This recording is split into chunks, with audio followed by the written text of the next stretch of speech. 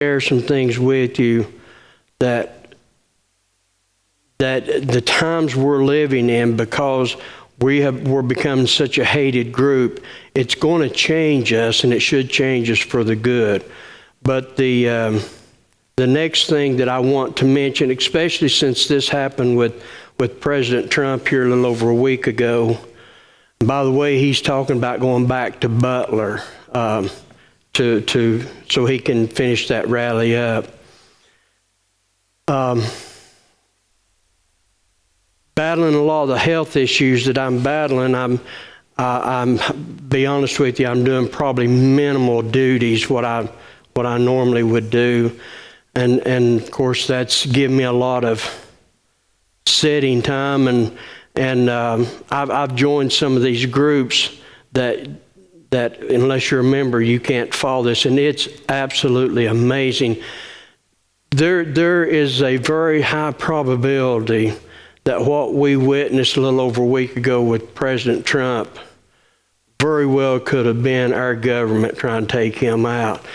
And it's unreal, because some of these senators and congressmen, they don't trust any government agency.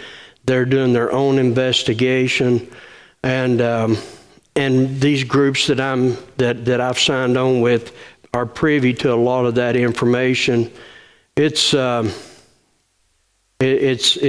really sad, but we pray the truth will come out. But that's not really what I'm wanting to talk about. I'm wanting to talk about a prophecy about 3 months ago that was given that Donald Trump would take a shot in his right ear, and then in June, another prophet prophesied that Donald Trump's running mate would be J.D. Vance. The two different prophets, two different prophecies, but the common denominator for those two is they're both false prophets. Both of them. But the office of a prophet has been dummied down so much in the New Testament, the modern era of time. Not the New Testament, you take that back, even though they use some New Testament scriptures on why they're not held to the same standard as the Old Testament prophet. But I'm not going to go into their prophecies, but one of them with Donald Trump didn't mention any blood, but it mentioned that the bullet became so close that the subsonic sound would rupture the eardrum. And then he said that President Trump would fall to the ground and become radically saved and begin worshiping God. Didn't happen. Didn't happen. So therefore, he missed those parts of it. So that tags him a false prophet. But a lot of Christians today say, but he got this right. What you don't understand, and he's trying to fix it. He's saying what it was. He's seen the bullet, and he realized as close as it got that surely it would have busted his eardrum. Is why he added that. What if John the Revelator added to the imagery he's looking at? I mean, see, you can't, you're not allowed, that is not allowed. There's zero tolerance when it comes to a person standing and saying, thus saith the Lord. I'm just going to be honest with you. If I'm going to stand up here and say, thus saith the Lord, I'm just going to read His Word. Because that is what the Lord is saying right there. So I hope that you're not getting caught up in this, because their YouTube channels are blowing up with Christians. And these news outlets, Charisma, they are in such desperate need for some of these prophets to finally get a prophecy right.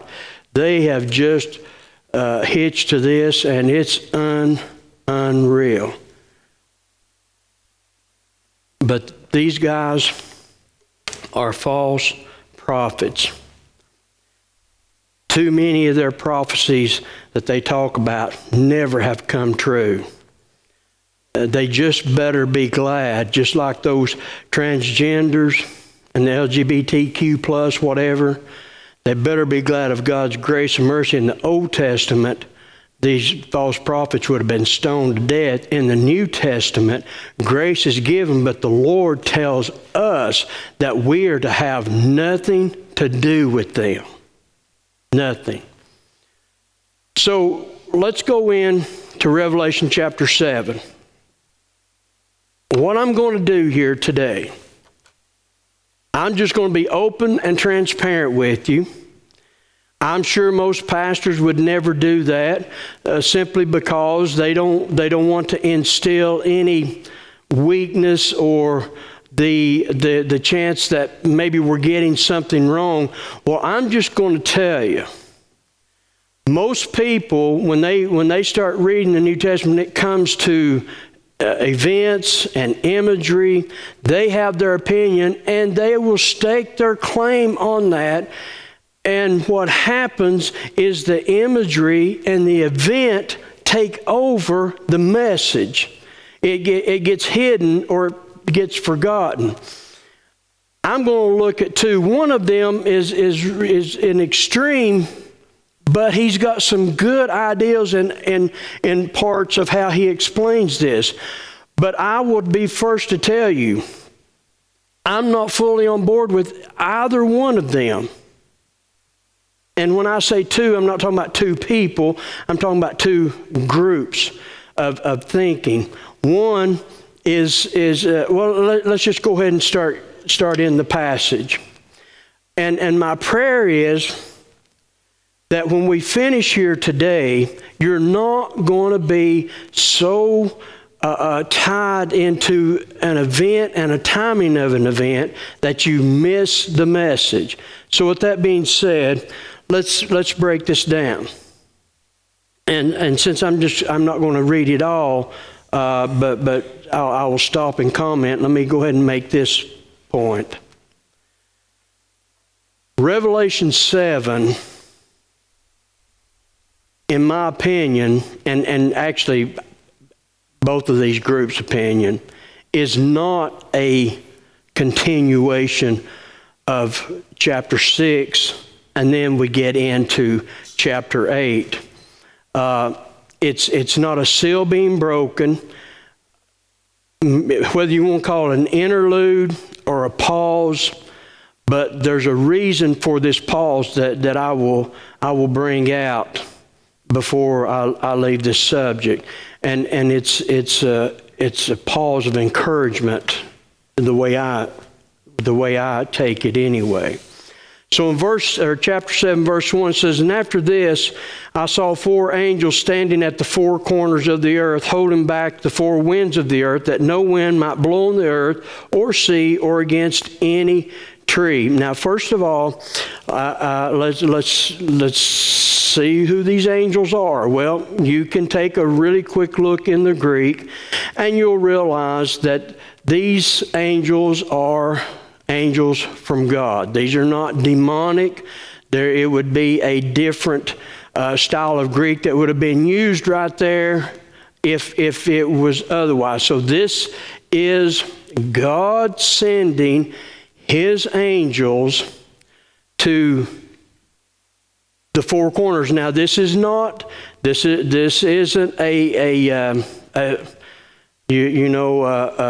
thumbs up for the flat earthers.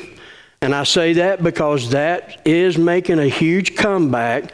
But this is not talking about 4 corners. It's understood they're talking about the north, south, east, and west, not necessarily corners as the English brings out. And right away, we get bogged down because now you've got these angels at the 4 corners of the earth, and it says they're holding the wind back. That the wind doesn't blow on the earth, in the sea, on any trees, nothing. Now, what span of time is happening here? Well, it's not really given, because what's happening is the Lord is beginning to seal His people. And however long that's going to take, I don't really think that this means that there isn't any wind blowing on the earth.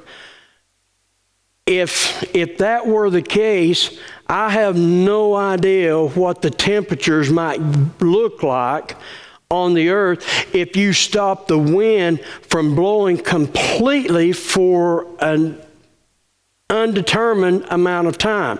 Now, there's some things that I'll tell you my opinion. You may disagree, and that's fine. But again, let's not get bogged down on this, because the real, the message behind this, let's just go on.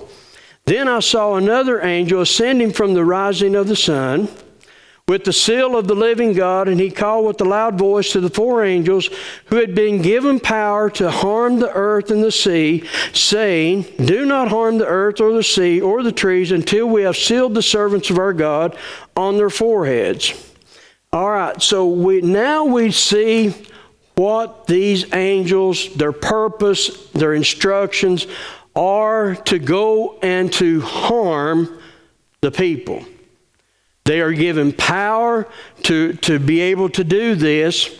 And the Lord interjects immediately and said, just wait a minute. This is the key that we must realize, the message that we don't need to allow it to escape us because we want to argue about who the angels are, or is this literally stopping the wind. And actually, one of the guys that I'm going to be sharing some of his thoughts, he doesn't even believe in a rapture.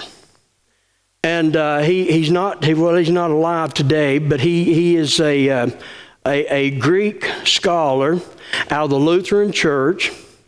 I didn't necessarily may not follow him in this, but I'm telling you, this man is really sharp and he understands Scripture. I just don't know if he's really got this one down or not. But I'm not casting out everything he believes, because I think he makes some really good points in chapter 7. Because chapter 7 is very pivotal. When you see chapter 6 and you see these seals being broken, and it's just like the events just come up off the page and start being acted right in front of your eyes, and we see all the horrific things that's getting ready, or that's happened on earth. Now, obviously, if you don't believe in the rapture, and then he believes this is over a period of time, but I'm just going to leave him alone for a few moments. Then you begin to understand, with all the evil and the catastrophes and everything that's happened, and that the Lord has now placed His angels, that He's taken time to seal His people before He allows His wrath to be brought on the earth. There's a couple things to take from this, and I'll reiterate it a time or two, is that with everything that's going on and the things that are getting ready to happen, the Lord wants to give pause and to allow the people of God on earth to know He is with them. We're going to see some things happening in this chapter that very rarely gets talked about, or maybe we just make mention of it. And in reality, maybe we don't see it at its full extent because we just had everything so gift wrapped for us. And we'll talk about that in a moment. Verse 4, and I heard the number of the sealed 144,000 sealed from every tribe of the sons of Israel. Okay, well, let's go ahead. You know Israel, Jacob had 12 sons. All right, so 12,000 from the tribe of Judah, from Reuben, Gad, Asher, Naphtali, Manasseh, Simeon, Levi, Issachar, Zebulun, Joseph, Benjamin.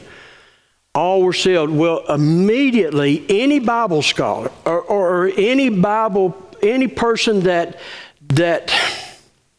has any intentions of honestly, rightly dividing the word, and I don't know, maybe it's part of my OCD that kicks in here, because right out of the gate, first time I ever read this, after I had read the Old Testament, there was a tremendous amount of red flags come up for me.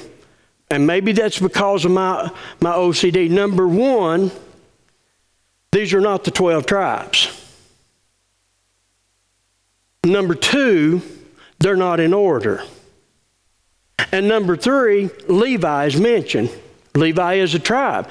But when you look in the book of Joshua, before they get ready to go into the promised land and they're divvying out all the property, the Levites, the Levitical tribe doesn't get a portion of land because they're the priestly tribe. So what happens with the Levitical tribe, they are divided among the other tribes, and they travel with them to do what? To take care of the temple, to take care of God's work. So with this, because number one, we're not mentioning the oldest person first, and that normally happens, not every time, but that's a normal thing to happen. But they mention Judah first instead of the oldest, which would have been Reuben. That is a red flag for me, along with Levi, the tribe of Levi being mentioned. And then here is another really problematic thing. Before the Babylonian invasion, there was another invasion of the Assyrians. And they captured and they took in the 10 northern tribes of Israel, to the point that the Bible never mentions these northern tribes because they were dispersed all through Assyria. And then years later, we see the two other tribes, the southern kingdom, they were basically lost. So I'm here to tell you today, more than likely, there's probably not any Jew that knows exactly the tribe that he's with. Now, the traditional thinking on this is 12,000 from each tribe. But they didn't say that it was only 12,000, because I believe that there has to be more Jews than 12,000 Jews. And then we have to ask the question, those that are being sealed, is God sealing some and not sealing all? Any person that will rightly divide the Bible will have to ask those questions and answer them. And if you can't answer them, then you just hitch your wagon if you want to. I'm okay not doing that. You hitch your wagon on what sounds the best, and you go for it. But if you're not careful, we'll argue the point, just like you're probably thinking in your mind right now, Pastor, you've lost your mind. These are 12,000 from each tribe, 144,000. And you just lost your mind when you are missing the message. Because it's the message that we can't miss. The message is, whether it's 12,000 from each one of these tribes, or if it's what some people believe, because numbers is very important in the Bible, 12 being one of them, 4 and 3, and I don't have time to go into that, get your 7, but then also you factor in some of these other things. But anyway, you just do your own study and you can see the importance of some of these numbers. In this case, you have the 12 patriarchs that you read about in the Old Testament and the 12 apostles in the New Testament, and this together bonds and makes that every believer in Christ. That makes a lot of sense to me, every believer in Christ. But traditional thinks that only 144,000 Jewish missionaries are going to be sent forth unto the world. And if we go into verse number 9, and after this I looked, and behold, a great multitude that no one could number, from every nation, all tribes, all people, all languages, standing before the throne and before the Lamb, clothed in white robes and with palm branches in their hands, and crying with a loud voice, "Salvation belongs to our God who sits on the throne and to the Lamb." All right, here we go. A number we can't number. This is where I believe it's Linsky comes in. He actually believes this chapter is transparent to reveal the church. That these, especially the New Testament, with a number that they can't put a number on, these are all the New Testament saints.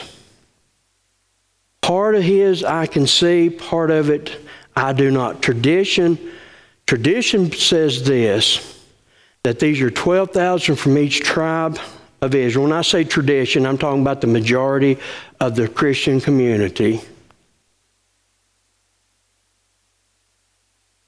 But where I start having a problem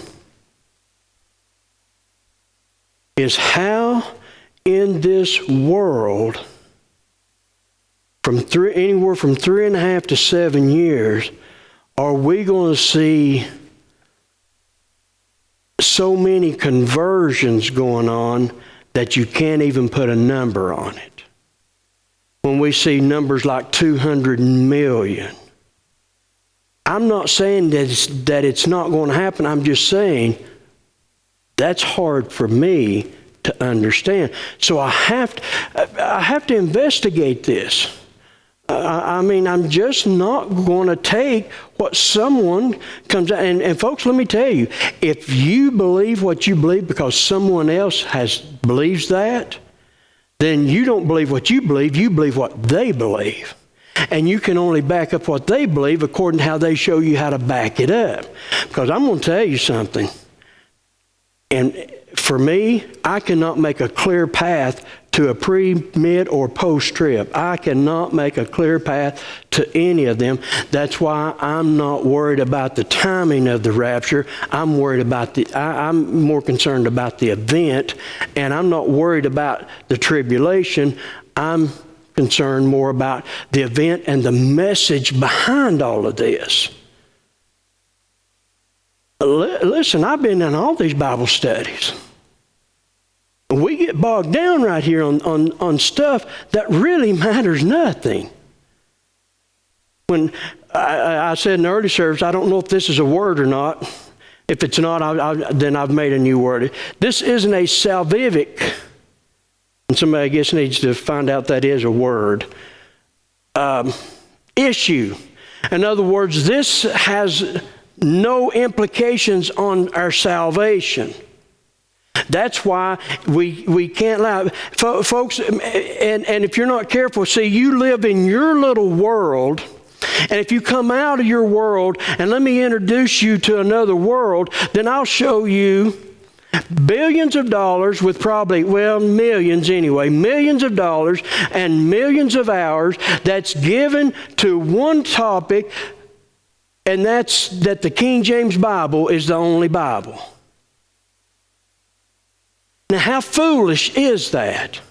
They've spent millions of dollars and millions of man hours telling me something that I already know. The King James Bible is a good Bible, but it's not the only Bible.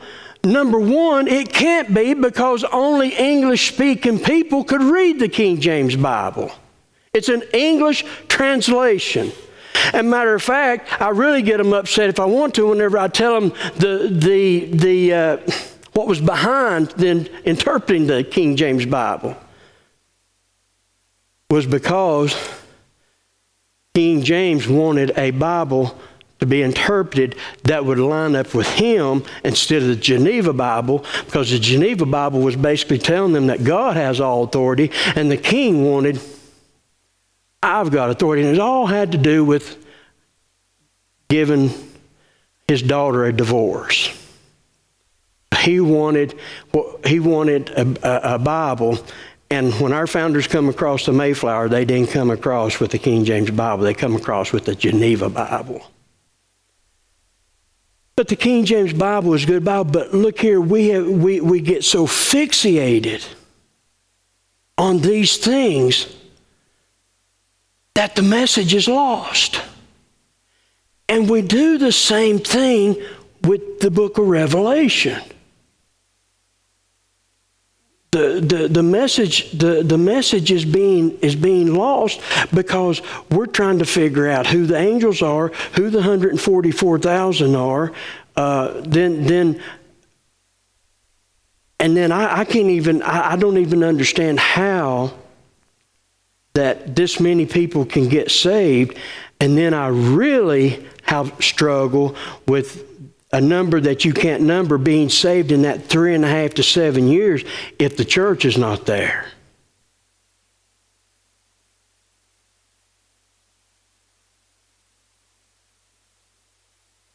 But let me tell you something.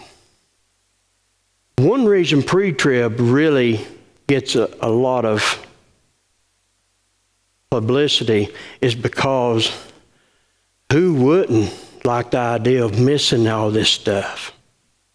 I mean, who wouldn't? So yeah, that's going to, I'm not saying this is the basis of why it's there, but I'm saying I can understand why the majority of people will cling to that when they've not ever spent a moment trying to rightly divide the passage. And honestly, several years ago, I quit trying to figure it out because I was raised to believe pre-trib. I was always taught it when I became a Christian. And then when I became a serious person studying the Bible, I no longer could say with the shadow of a doubt, pre-trib is right. Can't do it. I can't do it. That's me. So I quit trying to figure that out, wasting all the man hours trying to figure out if we're going to get out of here at the beginning, at the middle, or at the end. Doesn't matter. That's not the message. Let me explain. Let's go on. Verse number 11. And all the angels were standing around the throne and around the elders and the 4 living creatures, and they fell on their faces before the throne and worshiped God, saying, Amen. Blessing and glory and wisdom and thanksgiving and honor and power and might be to our God forever and ever. Amen. And one of the elders addressed me, saying, Who are these clothed in white robes, and from where have they come? And I said to him, Sir, you know. And he said to me, These are the ones coming out of the great tribulation. They have washed their robes and made them white in the blood of the Lamb. Now, this very well could be why we miss this message. We have been spoon-fed everything in this country, at least for the last 70 years.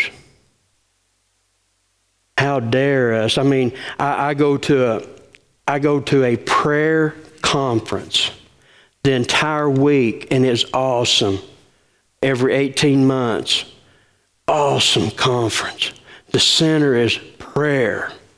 And it's for pastors, and you're in this from daylight to dark, and then when you do retire to your room, it's the Billy Graham Training Center.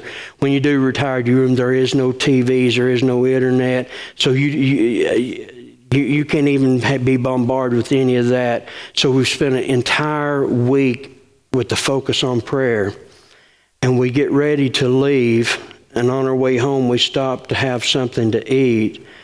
And they have to put us close to where the kitchen is. And every time they open the door, you can feel the heat come out of the kitchen. And every pastor sitting at that table complained because they could feel the heat. You talking about a weak bunch of people. The best I could that I could try to explain Christianity, a Christianity that we've never been introduced to, is my first encounter on my first trip to India. I got there on Saturday, I preached Sunday. Knowing for a fact India is a God and religious people, friendly people. But if there are 330 million gods, I knew that there was a problem, so I preached a message, and it was about them and all their gods. And in my message I said, but there's only one God, and His name is Jesus Christ. 2 o'clock that morning, the calls started coming in. Going to murder your women and rape them.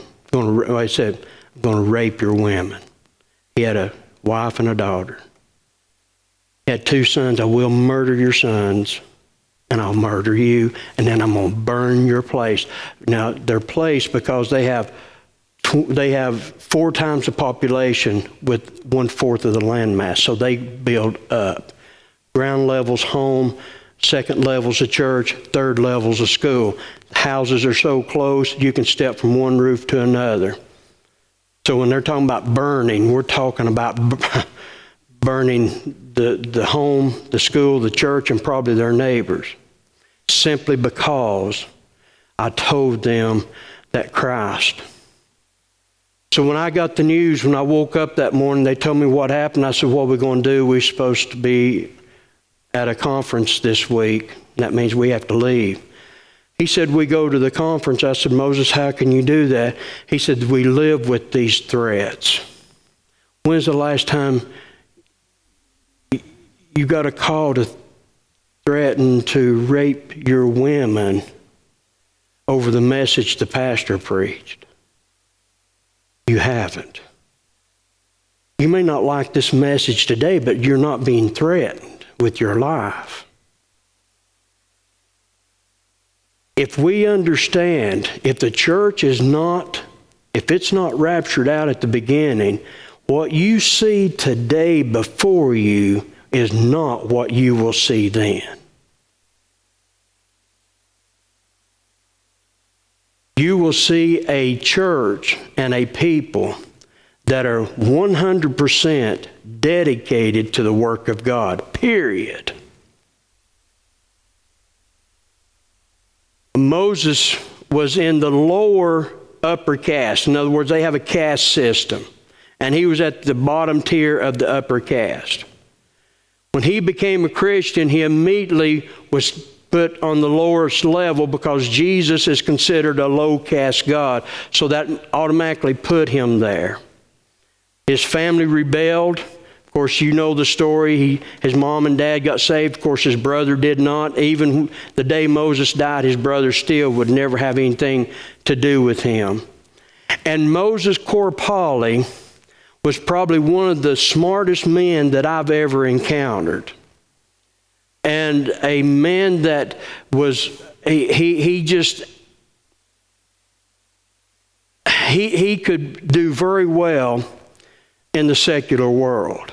I remember many, many times people calling Moses and asking him how they should invest their money.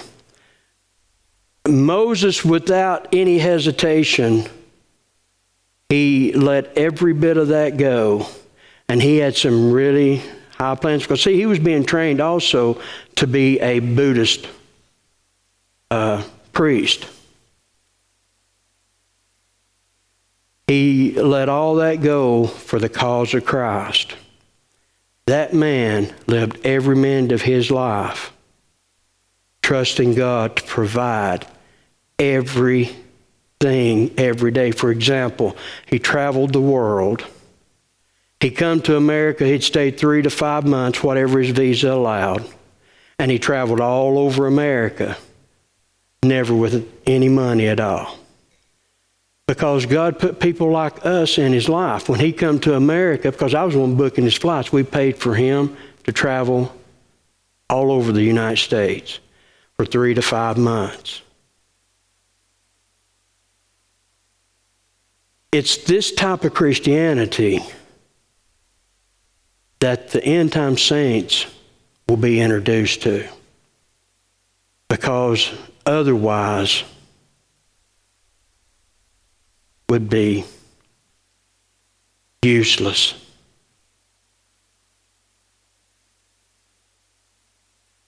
While we're getting bogged down with the 144,000 and bogged down with these, how could these saints, how could we see this many people saved if the church is raptured away? Or if the church has to stay here, while we're getting bogged down with all of that stuff, you know what we're missing? And maybe it's because everything's good in your life. Now, I'm just going to take my testimony. I've lived my life basically never been sick. I had a career, a secular career, that I never used the first sick day unless I just wanted a day off. I never used a sick day because I was sick, ever. And for the last year, it's been one thing right after the other, even this week. And I know it's an attack. Now, there's no doubt. This week, all of a sudden, I'm hit with pink eye. And I was really concerned I wouldn't even get to be here today because it's very contagious. Well, the Lord seemed fit to go ahead and take care of that. And then lo and behold, as soon as I got that took care of, now something more dental work's going on. So now they're wanting another $2,000 because now I'm having more dental issues. And I have spent thousands of dollars at the dental office. Things just, and it's just one thing right after the other. And I began to look at this passage with an understanding, because I've developed to push that other side, that stuff that just don't mean that much, and dig for the message. You know what the message is? Every tongue, every nation, every person, everyone, every Christian was singing praises and honor and blessing and thanksgiving to God that's available to me. That even though it looks, this entire week I've been making sure that my life insurance is caught up, all these things, because I'm preparing myself that I'm not going to live. And then I began to think about this, and I thought, you know what? As terrible as these things seem, I have a God that is so powerful, so loving, that words can't even describe him, let alone comprehend him. And he's right there available for me. Tell me, he, not that he commands, but because of who he is, commands that all these people just fall down and worship him. This man is available for me, and get this. If my job here is not finished, he'll do what he needs to do to get me to be able to finish my job. But if my job is finished, I get to be a part of these with the white robe. Thank God. I win in every case. So why do I care if the rapture is at the pre, mid, or post? Because if the church has to be here, He will have the church ready. And I'm telling you something right now, the church in America is not ready. Not by a long shot. We're not. We're not ready. But I'm here to tell you, He will refine us. If we have to go through the tribulation, I promise you, we will get ready. So don't get bogged down in imagery and events and trying to figure all this stuff out that you lose the message. You lose it. You forget about it. Or it's just in our study, it's just to make mention, oh, they're singing praises to Him, and that's nothing else is said. And verse 15 says, therefore, they are before the throne of God, and they serve Him day and night in His temple. And He who sits on the throne will shelter them with His presence. They will hunger no more, neither thirst any more. The sun shall not strike them, nor any scorching heat. For the Lamb is in the midst of the throne, will be their shepherd, and will be a guide to them, to springs of living water, and God will wipe away every tear from their eye. This chapter 7 is not part of what's going on. It's a pause in time for the Lord to remind His folks that are still living on the earth that I have got you covered. And then He's reminding them at the end of the day, no more tears, no more problems, no more issues, but perfect peace and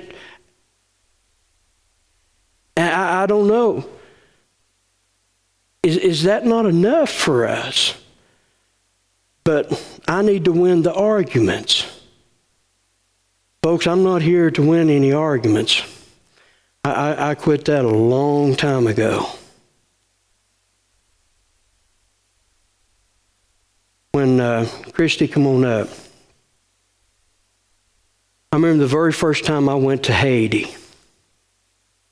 Now, Haiti doesn't have the 330 million gods that I know of. I mean, in India, everything's a god. A tree limb that grew across the tree with a weird look to it became a god, and now they can't even hardly get a truck under it because they're not allowed to cut that tree limb.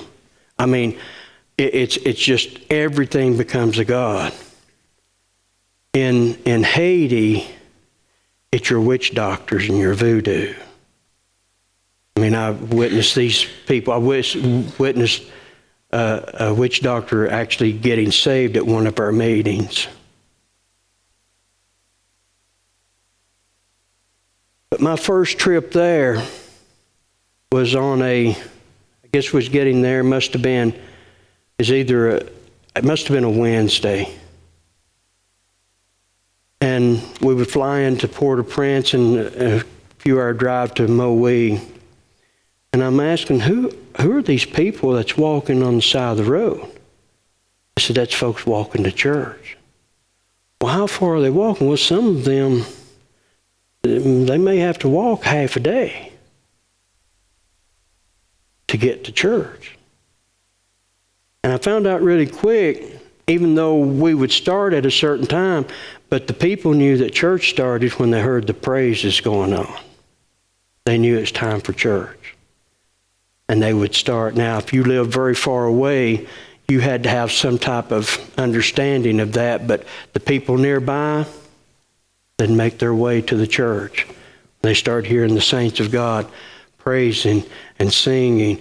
But the point I'm making there, if you ask me to walk up here from my house to preach, you better have a standby. It's 8 miles. I wouldn't care if it's a mile. You better have a standby.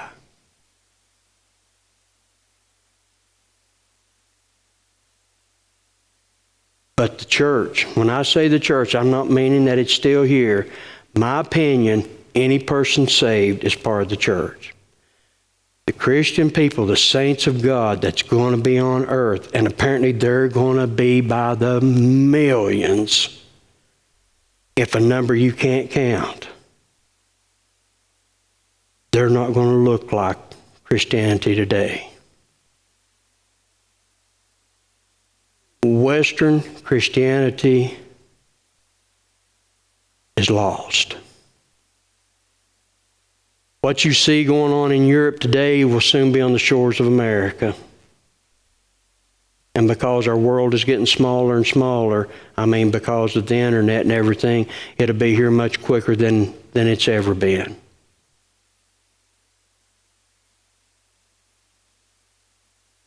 God took a moment of time before He released His wrath upon this world. There's one thing for the devil come after you. There's quite another if it's God's wrath He's holding back.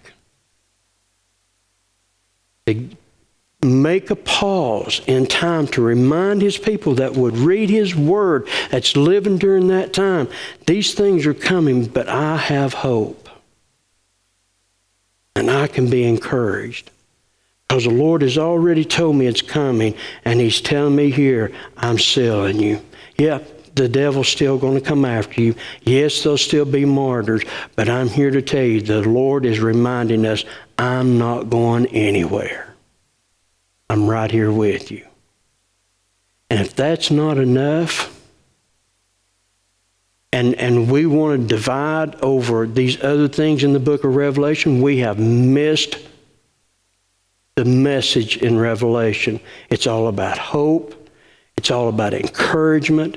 It's about love. He didn't destroy. It's a third, a fourth. He could have destroyed everyone, and because He's sovereign, He had the right to destroy.